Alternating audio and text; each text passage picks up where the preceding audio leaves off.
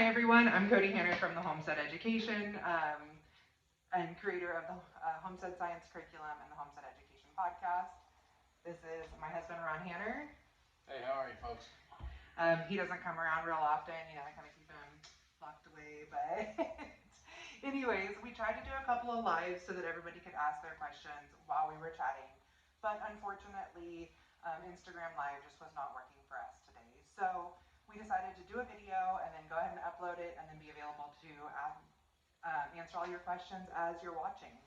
So we're here today to talk about the Survival Basics mini course, but we want to tell you a little bit about us just in general before we hop into this to understand why we came to the decision to put this together. So again, this is my husband Ron. He usually runs our farm, but sometimes he travels on the road with me. So some of you have probably met him in the booth, but for the most part, he stays here. But I thought I'd go ahead and bring him out for this conversation. um, so I'm really lucky, in a way. Ron is a disabled veteran, but with that, he is probably one of the most hands-on homeschool dads I've ever met. So She obviously hasn't met very many of them. Okay, he is not in love with teaching our 6-year-old how to read. Doesn't love it. Kind of isn't the biggest fan of correcting our high schoolers' algebra. I'm not the biggest fan of that either. But anyways, we we were asked a couple years ago to start teaching at our local co-op based on my homestead education, homestead science curriculum. And I knew that was something that I didn't want to teach by myself. I wanted to teach with Ron. Not only because it is more of a hands-on class. I mean, how many kids were in that class? I don't know, a lot. There was 16 6-year-olds. I'm not doing that one by myself. But I did. He did a couple of times for me while I was traveling. It was wonderful. A couple of times.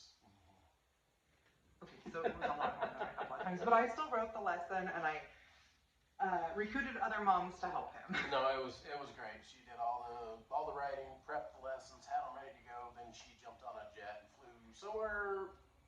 Who knows where in the country? It was all over the place, and I drove to town and taught a bunch of kids all kinds of interesting stuff. And it turned out I really enjoyed it. It was fun.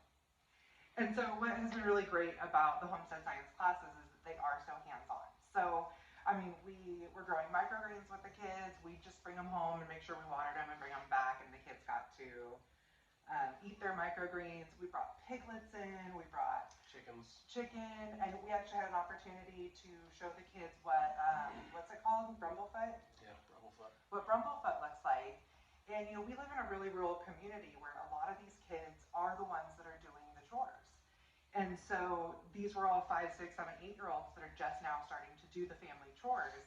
And we had an opportunity to be able to show the kids things they should be looking for to to report back to mom and dad. So that was a really great opportunity. So we actually have families now that come to our co-op specifically to take our classes. We've got a lot of compliments on how we tag team together while we're teaching, and just kind of what we both bring to the table, which is we both have pretty extensive outdoor backgrounds. I'm going to go ahead and let Ron go first because I have just been rattling on, but why don't you tell them a little bit about some of your background on why we felt like our next class that we taught was going to be a survival class. Well, mine starts out as a kid. My family was always into hunting, fishing. It drives my dad crazy to this point. Maybe someday he'll see this video and laugh about it. But to this day, every time I talk to him on the phone, he's like, "I never thought you'd get into farming and be a farmer of this type and blah blah blah ha ha ha." But he always thought that I was going to be strictly hunting and fishing, and that's where my background started. I love the outdoors. Always done, always have, always will. Hunt, fish. From there, I jumped into the military and provided for my family. I learned a lot in the military. I'm a combat veteran. Spent 3 years in Iraq, Baghdad, Iraq, fighting. From there, got out. Life went on. wound up meeting Cody, and we turned into a farming family. We wound up, through our crazy adventures, landing right here in North Idaho, which is why we can't go live, because we lived in the middle of nowhere. Even with our Wi-Fi, it's not working. And it makes it difficult sometimes with internet, but we work around it. But through all our crazy adventures, I've just continued to grow. Up here, I'm on the volunteer fire department. Thank God we've got them, because if we didn't have volunteer fire departments, we wouldn't have any help up here. All of our departments are volunteer in North Idaho. We don't have paid staff. It doesn't work that way up here. But I have a lot of medical background with that. I get a lot of good training. I get a lot of outdoors training, because if something happens up here, it's not, or not if, when something happens up here, we don't have the quick, immediate medical help that you get closer to town or in the cities. We have to make do with what we've got until we can get helicopters up here and ambulances up here. And so we train specifically for that reason. And with that, we were able to take some of that and put that into our survival curriculum that Cody just wrote and put together.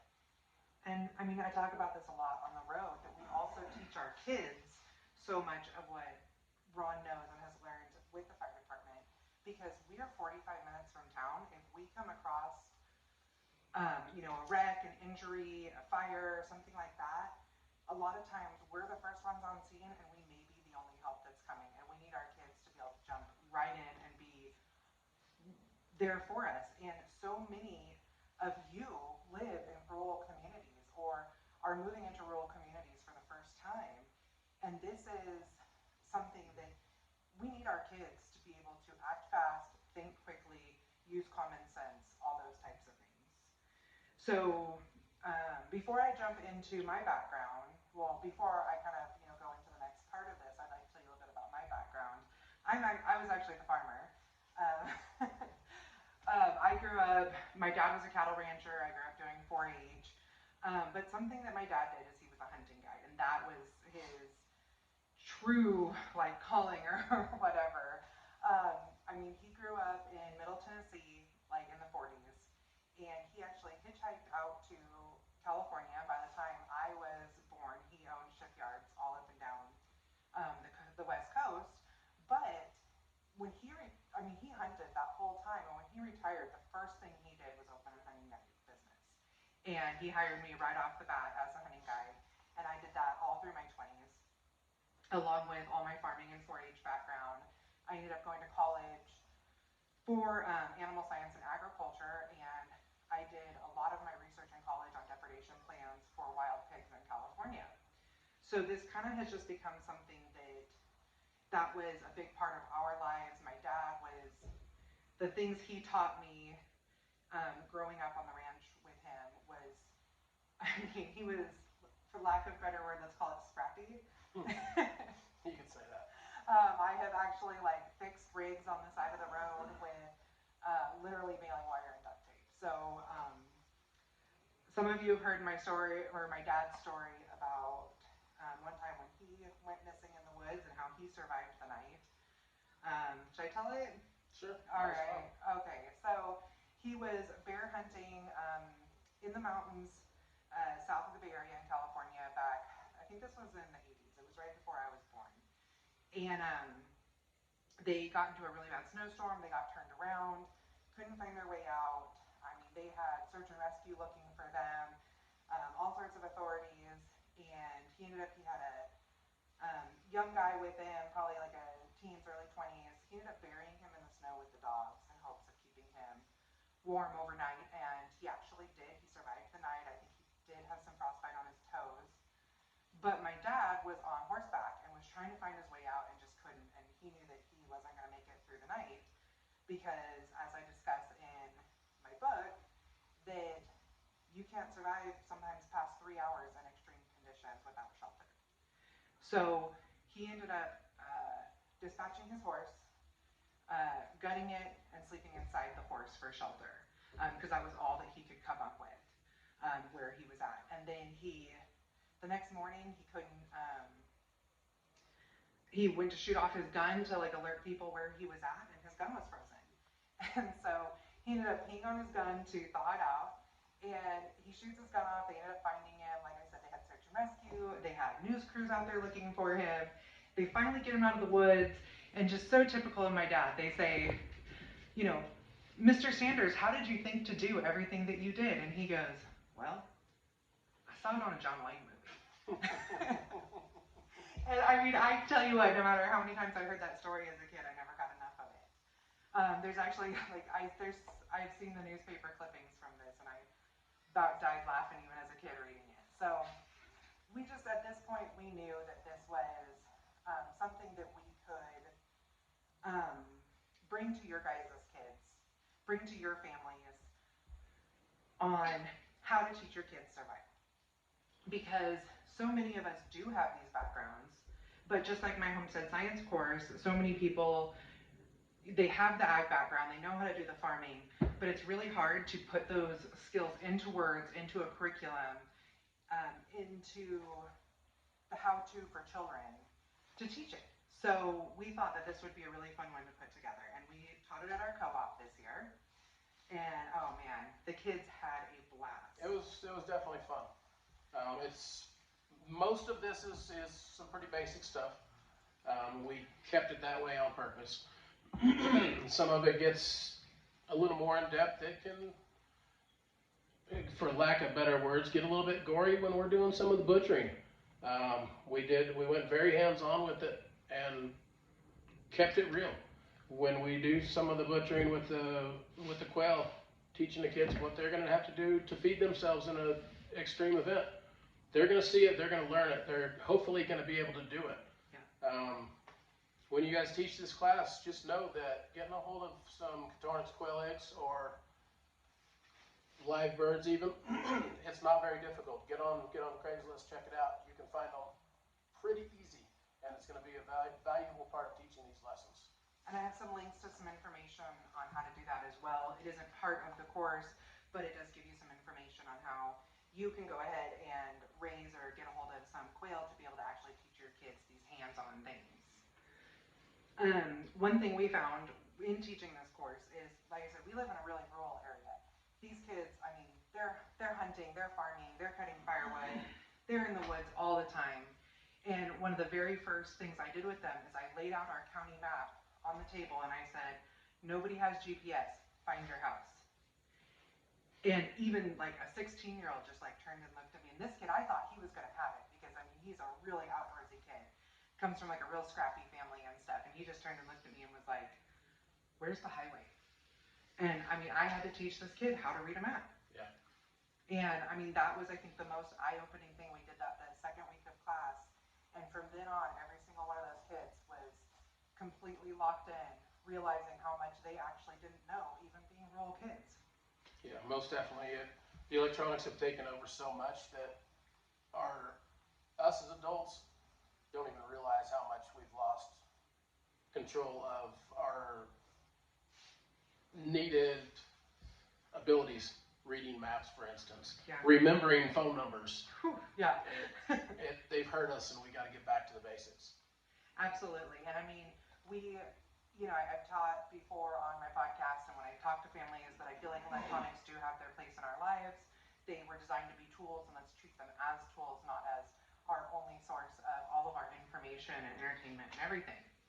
So we thought it would just be really fun to flip through some of the courses, talk about, or some of the lessons, and talk about how we taught it in our co-op. I was going to talk about this at the end, but I think that while I'm going through this would be a really good place to be thinking about. This doesn't have to just be a homeschool curriculum. There's 15 lessons in here, but this is great for a co-op. It's great for a farm school, a forest school, or even if you just need an excuse to get outside with your kids and want some sort of structured learning. I mean, take it with you on your camping trip. Make sure you have all your supplies with you and stuff. And this is a really great way to keep the kids locked in and entertained. Or if you're getting ready to go on a trip and you're worried about them getting lost or anything like that, this is a really basic just way to get started. I've had some questions online about, is this something that the kids could get in Scouts? And to some extent, yeah, this is definitely something that you could get in Scouts. But this is, it's all enclosed, ready for you, set up to teach to your class or your kids versus, having to go to Scouts every week for several years to gain the information that you could get from this. So, let's go ahead. So our first one, I went into survival basics. Just understanding how to avoid getting lost. I mean, I think that's really our first step is just don't get lost. Like how to be safe. I mean, as you can see, lots of great pictures, lots of great tips, reading, and also many of these courses, we did videos to go along with it. And I stayed out of all those videos. They're all gone. Lucky me. Right. Knot tying. This one, I feel like a lot of times you pick up a knot tying book, and I mean, we even went through some of these struggles ourselves in finding the best way to teach you guys. There's 500 knots in there. Which one do you use? Which ones do you learn about to be able to actually function out in the woods? Now, when I'm out in the woods, I don't have a book with me on 500 different knots. I need to just know how to do these knots. Like, I need to have it memorized. I need to feel comfortable with them. And so I only covered 3 knots in this book because I want you guys to master them. I did give links, however, on where you can find more information on more knots, but we not only give you drawings on how to get them done, what they should look like in their final form, but we also have videos on how to use them and which scenarios you should be using them in. We went into types of shelters. Shelters is a really fun one because the kids can get out there and get hands-on and build these shelters and see how they hold up. They're really fun to do, like you get all your kids out there working together, like whether it's in a co-op or, like us, we have 6 kids. Our kids have gone outside and built shelters that have withstood some serious weather. In fact, when we sold our house in Oregon, we lived in the high desert there, and we one time got 4 feet of snow overnight, and that shelter withheld that snow load. And so that's really exciting. When we moved here, the first thing our kids did is went out and built a shelter by our pond, and it's still there, and they go hang out in their shelter. We're gonna tear it down this summer. We are, but that's because we're going to be starting to teach this course on our property, and we want to allow kids an opportunity to come to our property, hike it, and they're going to be able to learn how to do the shelters on their own. So, next we go into fire starting and safety. Now, in so many cases, kids are just learning how to start a fire, or they're just learning not to start fires. And I think it's really important to combine those two. But there's also some really fun activities that are almost like little magic tricks on how you can waterproof your matches and still use them, along with learning how to create a fire in a wilderness situation. That was a fun one in class too. The kids had a blast seeing who was able to start their fire the fastest, and that it was a competition between them. We had so much fun. If you check out my Instagram, I do have some videos going of that. So the importance of water and sanitation.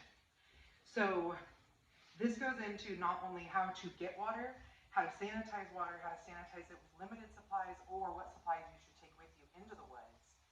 But it also talks about what you need to do if you don't have either. How to basically create water out of thin air, and also what you need to do if you just have to drink the water that's there and not be able to sanitize it. Next we go into GPS navigation and maps. We did discuss that a few minutes ago, so I'm not going to go into that really in depth, but it teaches the kids how to use their compass, how to read a map. There's activities on how to go through maps. I go into animal tracks and Scat, which is always a fun one. A lot of activities with this include actually getting to go out and checking out tracks in the wilderness and trying to identify who it belongs to. Now, some of these activities, like I said, if you've got some really scrappy kids, or you have those really active boys that you need something to do to keep them occupied, This is just a really fun one to hand this over and watch them work through it, watch their eyes light up, watch them really focus in on something, like especially other than like Minecraft, you know? Wildlife safety. Now, this one, it's a super important one because when you're in the woods, not only, sometimes you're even there to hunt, but you need to make sure that you are handling yourself appropriately with animals. So I go into a lot of predator identification, how to handle yourself. Something we did when we taught this in the survival class is we asked the local, was he fishing game? Fishing game. We had grizzly conservation. He's a grizzly conservationist. He came to our class and he actually taught the kids about grizzly safety. I suggest no matter where you live in the United States, either going and visiting like the Department of Fish and Game or Department of Lands or Fish and Wildlife. But if you have a co-op or a farm school or something like that, a lot of these resource officers are more than happy to come and teach the group. They love it. They want to come out and teach. And I mean, that's what they get paid for. There is funding specifically for teaching. More wildlife safety here. Wildlife safety, insect safety, snake safety, the traps, snares, and weapons. This teaches kids how to create snares and traps. And I have to say, our 6-year-old has been setting deadfall traps using boxes and laundry baskets all over the house for weeks. Unfortunately, this is all he has caught. But it has still been a really good time. He also caught his little brother once. I do go into some weapon safety because I do feel like there are times that in a survival situation, a child may have to use a weapon that they haven't been fully trained on before. So I went ahead and went into a little bit of training on that, at least the safety. Field dressing wild game. So this one is the one we talked about with the quail.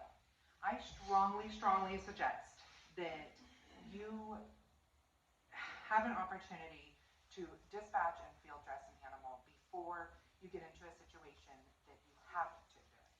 Yes. Learn these things in a safe environment before you have to do it to save your life. If dispatching a live animal isn't an option for you or something that you don't feel comfortable with, I still suggest go down and buy a whole chicken or a Cornish game hen from the grocery store, bring it home and let your kids just see the anatomy, feel how it feels to pull the skin. There are still innards inside there, like the heart and lungs and like gizzards and septic. You can go ahead and pull out and take a look at. Like, get comfortable with that feeling of what is the closest thing to live flesh as you can. I'm not suggesting you go out and just box something. I mean, that's not our goal, that's not our plan. But I think it's really important for kids to be able to learn that and experience these uncomfortable situations sometimes. Make it comfortable before it has to be a life and death situation. If neither of those are an option, or even if they are an option, we have a video online, a very tastefully done video of Ron here dispatching one of our quail and showing the proper way of, the proper and most humane way of dispatching it, cleaning it, and keeping the carcass as clean as you can to be able to cook it for yourself. So make sure you check out the videos if you get this course. Foraging. We all love the idea of foraging. You know, I'm going to go ahead and share my little tidbit here. There are more than 500 varieties of carrots, and some of them are poisonous. Which ones are you going to eat? So it talks about, you know, some of the foods that we would normally recognize as safe, like a carrot. When you're out in the woods, there are roots that look like carrots that actually aren't safe. So this teaches the kids how to identify some different animals, different plants that are safe to eat, safe to use, and then like the hard yeses, like the berries that are the aggregate berries versus the hard nose, which is like the things that look like poison hemlock. I do also go into foraging for critters like crawdads or crayfish or things like that, which I don't really feel like necessarily fall in that field dressing because they are more something that you're scavenging for. Wilderness first aid. Wilderness first aid. I'm going to let this gentleman talk about that a little bit because this is all him. Oh, this was a fun one. She kind of was like, you're going to do the wilderness first aid for me because you've actually taken a course on it, and yeah, you're the expert on this one. So I reluctantly agreed to do it and did some videos to go along with it, and gave It was three different. there was 3 different videos. One of them I had a little extra fun, created a little pain for my 15-year-old as he was my demonstration dummy for some of them. But through this one, we kind of go in and we just teach some different lessons on what to do in wilderness first aid. How to create some splints if you're out and about, what you should carry in your survival packs. That's going to benefit you the best. It's going to be the lightest, most compact to carry, so you're not trying to carry a backboard with you. You're not carrying big, heavy splints with you, and just in case, you're able to take some string that you got stuffed in your pack that you could use for lifting and carrying whatever you need to do, tying something up, or now, okay, you just hurt yourself, you can turn that string into a splint with some sticks. We taught about different bug bites and snake bites and how to treat those and just the importance. We talked about... Those are things your kids could experience just in your backyard. And, kids 8 years old and up, a lot of times are home alone. Do they know how to make the best decision in their own first aid? Talked a little bit about how a young person should handle a situation if they're out and about and say they're with their parent and the parent falls and gets hurt. What should they do? Should they leave you to go get help, or what's their best course of action? Oftentimes they have to leave you. So we go into how to get help, how to seek help, how to get out by yourself, and also how to assess the situation before you leave so that you can properly communicate that to emergency services. That's getting help there. Yeah, so I think we're going to just the general scrappiness. Oh no, that's the day packs versus survival packs. Mm-hmm. So on here, a lot of people, they think, okay, I'm gonna, go on a survival trip, or I need to have a survival pack with me all the time. And that is a lot of weight sometimes, and some of that equipment can be really expensive. And I mean, the heavier your pack, the more calories you're burning if you do find yourself in a survival situation. Now, you might think to yourself, oh, I'm just going to the lake for the day. It's fine if I have all this stuff. That's great. That's a car pack in case somebody gets hurt or your car breaks down or something. But if you end up separated from the group and you're trying to get yourself out and you don't have food, you're burning a ton of calories, a ton of energy, and dwindling down your hydration the heavier your pack is. So we talk here about the difference between a survival pack and a day pack, and what you should possibly pack in each, and some explanations on when you should choose different items.